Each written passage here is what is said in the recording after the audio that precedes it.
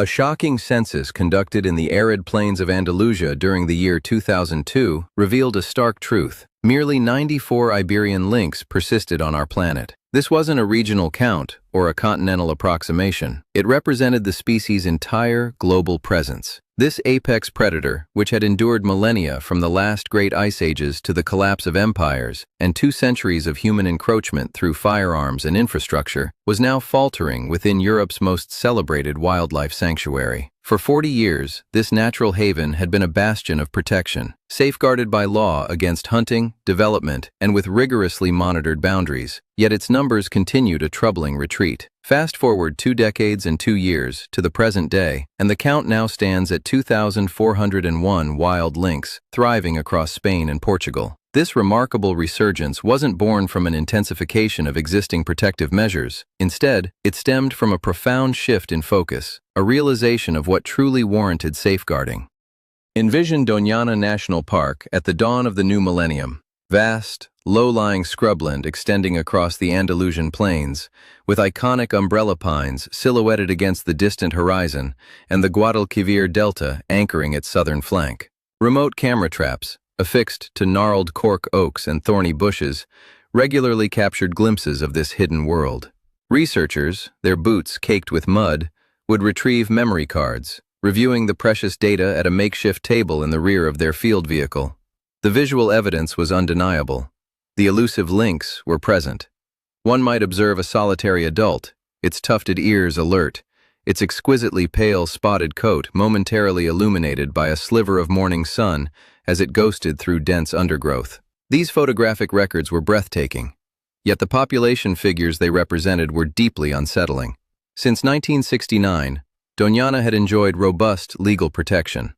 Crowned a UNESCO World Heritage Site and heralded as one of Europe's most esteemed wildlife sanctuaries, it boasted its own dedicated rangers, consistent funding, and a sophisticated monitoring network. Fences were impeccably maintained. Wardens patrolled daily. Despite this exemplary stewardship, each annual survey consistently revealed the same distressing trend. The Doñana lynx population neither expanded nor stabilized. Instead, it dwindled gradually, persistently, as if an unseen force inexorably drew it towards oblivion, defying every commendable effort made by the reserve. The critical, unanswered question remained: what was the cause? A glance at the historical distribution maps painted an even more vivid picture. Before the relentless expansion of industrialization began constricting their habitat, the Iberian lynx once roamed freely across the entire Iberian Peninsula, its presence marked from Portugal and Spain to the southern fringes of France. This magnificent feline traversed a rich tapestry of scrubland, open woodlands, and winding river valleys, stretching from the Atlantic shores to the Mediterranean coast. Yet, by the year 2002, this vast domain had shrunk dramatically, reduced to 2 isolated crimson points on the map. One marked Doñana in the southwest, the other the Sierra Morena, a mountain range sweeping across southern Spain, housing the slightly larger of these 2 remnant groups. These were 2 distinct enclaves, utterly disconnected, devoid of any natural dispersal corridor. A lynx from one population had no viable path to reach the other without traversing expansive motorways, active farmlands, and burgeoning towns, all human developments that had systematically filled the ecological void between them over many decades.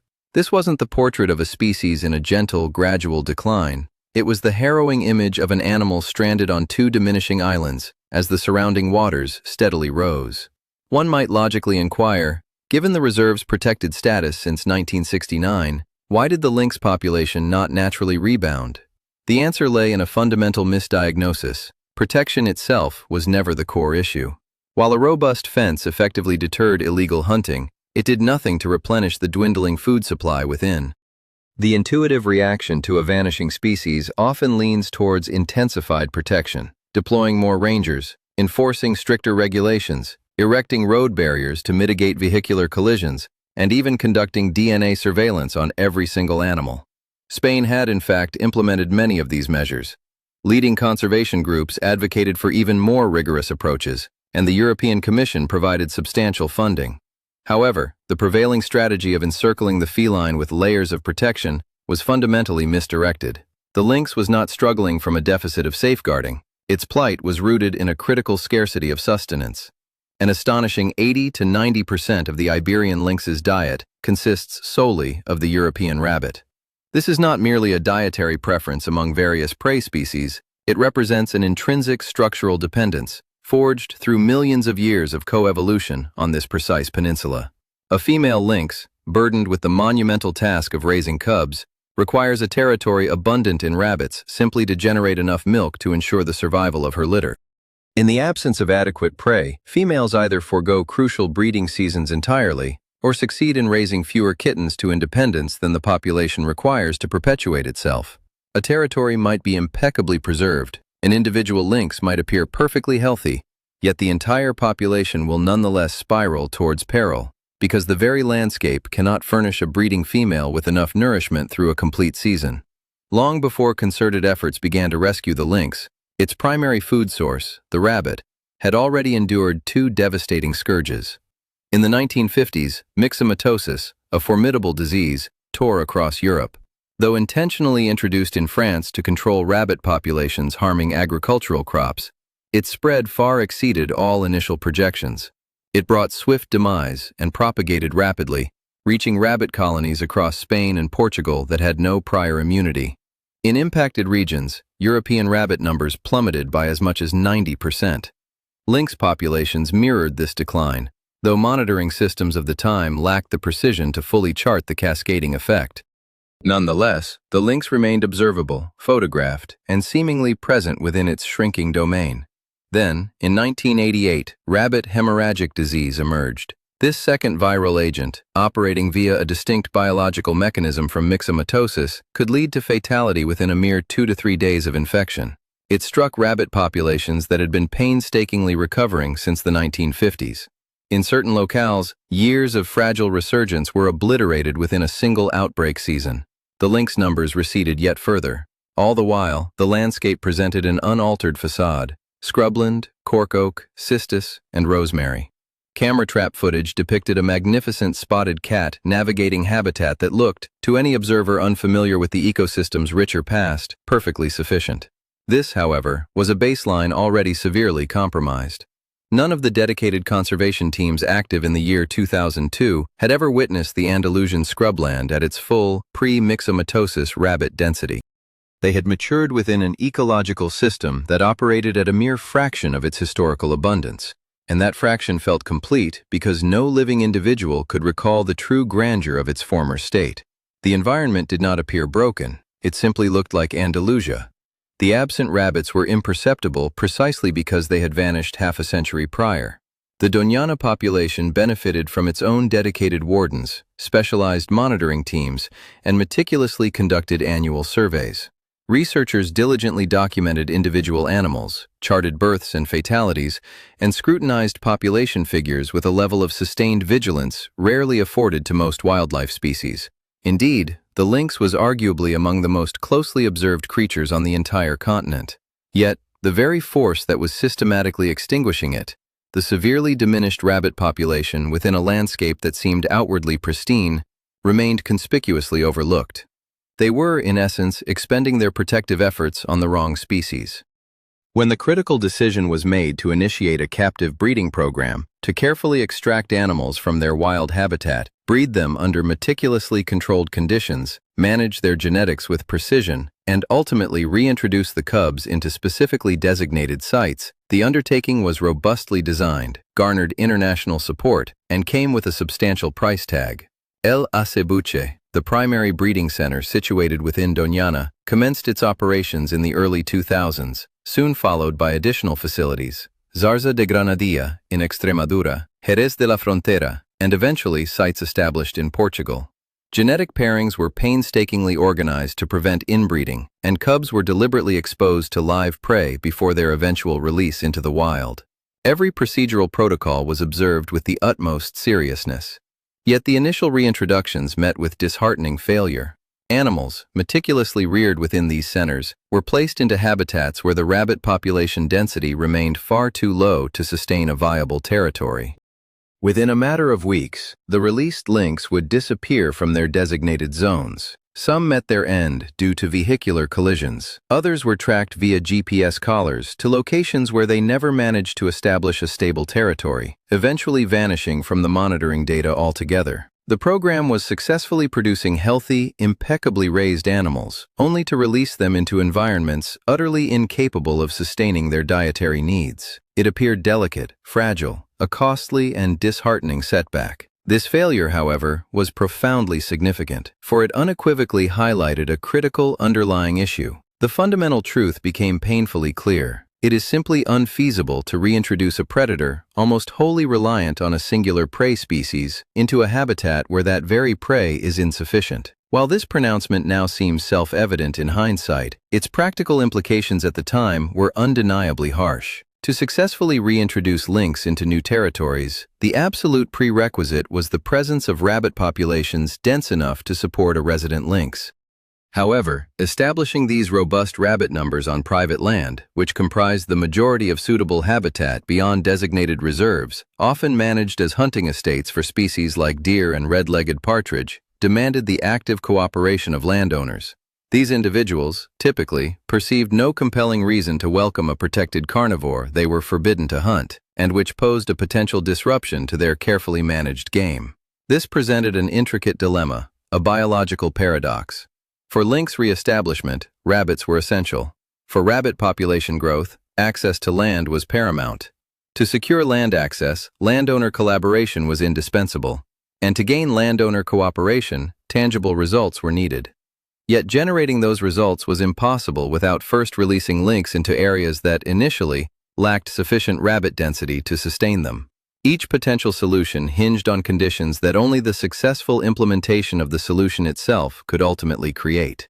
This intricate, almost circular dependency elucidated precisely why simply channeling more funding into the existing framework would never yield the desired breakthrough. The pivotal breakthrough wasn't a profound scientific revelation. It was a conversation, a shift in approach. Conservation teams initiated direct collaborations with estate managers throughout Andalusia and Extremadura. Their engagement wasn't predicated on abstract philosophical debates about predator ecology, but rather on a tangible, practical proposal concerning rabbits. Robust rabbit populations were beneficial for partridge shooting, a valued activity. They also supported native eagles and other raptors, species that landowners already appreciated and actively managed. The construction of artificial warrens, sections of concrete piping and plastic tubing buried beneath soil and brush, designed to shield breeding females from avian predators and reduce mortality within rabbit colonies, offered intrinsic value to any hunting estate. This work possessed merit entirely separate from any discussion of lynx. Some estate managers remained dubious, others were outright resistant initially. The lynx, after all, posed a threat to chickens, complicated existing game management practices, and introduced unwanted legal restrictions and governmental oversight. Yet, the rabbit restoration efforts were concrete, practical, and visible. Teams traversed the landscape, constructing these warrens, clearing vegetation to create accessible feeding grounds adjacent to shelter, and lessening hunting pressure on breeding colonies in areas earmarked for future lynx release. In managed zones, rabbit numbers gradually began to recover. This wasn't a universal or instantaneous phenomenon, but the increase was undeniable and quantifiable. A landowner could personally observe a greater abundance of rabbits in the very areas where this dedicated work had been undertaken. This was not a mere projection or a theoretical model. It was an observable, on-the-ground reality. And as it became evident that these effectively managed zones were also precisely where reintroduced lynx remained, establishing territories and successfully raising cubs, the initial skepticism surrounding the value of a concrete pipe buried in the scrubland began to dissipate. Once the rabbit density surpassed the critical threshold required to sustain a resident predator, and lynx were released into these newly fortified zones, the pattern demonstrably reversed. The reintroduced animals remained. Females successfully established territories, rearing their offspring. These kittens exhibited significantly higher survival rates compared to those from the initial, unsuccessful releases. Field cameras, previously capturing only fleeting images of solitary adults in transit, now began to document females accompanied by cubs and juveniles honing their hunting skills within intricate, overlapping home ranges. A truly functional social structure was slowly re-emerging in a landscape that had been devoid of such complexity for many decades. Concurrently, the dedicated teams confronted a second challenge, one less immediately apparent, yet far more insidious. The Doñana and Sierra Morena lynx populations had remained geographically isolated for a duration sufficient to manifest tangible genetic repercussions. The Doñana animals exhibited clear signs of inbreeding. Their litter sizes were consistently smaller than those produced by the Sierra Morena population, and the survival rates of their young were noticeably diminished. For years, the genetic diversity had been progressively constricting due to the complete absence of fresh genetic material entering these closed groups. This degradation is an inevitable consequence when a small population continuously breeds amongst itself over many generations. Essential traits that ensure an animal's resilience, such as robust immune responses, reproductive vitality, and the capacity to adapt to environmental pressures, gradually begin to erode. The proposed solution was both straightforward and remarkably unconventional. Biologists physically relocated individual lynx between the two isolated populations. Animals were carefully transported in crates across the landscape to introduce new genetic variations, or alleles, from one group into the breeding pools of the other. This was, in essence, genetic rescue applied directly to a wild carnivore, meticulously tracked through extensive genetic analysis across numerous breeding seasons. The documented outcome was a measurable improvement in litter sizes and enhanced juvenile survival within the genetically bolstered population. This was not a speculative forecast, it was a rigorously observed and recorded fact. By the year 2012, the aggregate lynx population had climbed to 309 animals, signifying that the program had more than tripled the species' numbers from its nadir. However, even as these encouraging figures were being documented, a fresh alarm began to sound within the rabbit population data. The disease returned. Rabbit hemorrhagic disease virus 2, or RHDV2, represented a novel variant, genetically distinct from the 1988 strain. Crucially, it possessed the capacity to infect rabbits that had developed immunity to the original virus. This new pathogen swept through European rabbit populations across various regions. In some of the nascent lynx recovery zones, rabbit numbers plummeted drastically, leading to a precipitous decline in breeding success within those areas. The monitoring data revealed worrying trends which, if they had become widespread across all sites, could have undone years of arduous work before the lynx population had achieved sufficient resilience. This presented the very question that the overarching strategy had been unable to anticipate or answer definitively. Had the deliberate geographical dispersal of the reintroduction program across Doñana, Sierra Morena, Extremadura, Castilla-La Mancha, and eventually Portugal, successfully forged enough independent populations such that a localized collapse of prey could not imperil the entire species? The answer, it turned out, had to be experienced, not merely extrapolated from models. Extremadura's lynx populations continued their growth. Reintroduction sites in central Spain were in zones where the RHDV2 impact was less severe, and where the rabbit management infrastructure, meticulously constructed over the preceding decade, had fostered more robust and resilient prey populations. Portugal's sites were sufficiently distanced from the most severely affected areas to continue their positive development. This distributed architectural approach effectively absorbed the shock of the outbreak without derailing the overall trajectory. It was not without its costs, nor without challenging breeding seasons in the afflicted zones. Yet it averted the catastrophic collapse that would almost certainly have occurred had every surviving animal remained concentrated solely within the original two southern enclaves. Promptly, vaccines for rabbits against RHDV2 were developed and strategically deployed at managed warren sites, while habitat restoration efforts were significantly intensified. The ensuing response proved to be far swifter and more intricately coordinated than anything conceivable during the outbreaks of 1950 or 1988. This efficiency was largely attributable to the already established infrastructure, encompassing sophisticated monitoring networks, vital veterinary partnerships, crucial landowner collaborations, and the invaluable institutional knowledge cultivated over 2 decades. The very framework meticulously built to orchestrate the species' recovery also proved to be the resilient scaffolding capable of mitigating an unfolding crisis. The figures continued their ascent, from 94 in 2002 to 309 by 2012. then 591 by 2015. That pivotal year, the IUCN officially reclassified the Iberian lynx from critically endangered to vulnerable, an achievement hailed by the cat specialist group as one of the most remarkable feline recoveries ever chronicled.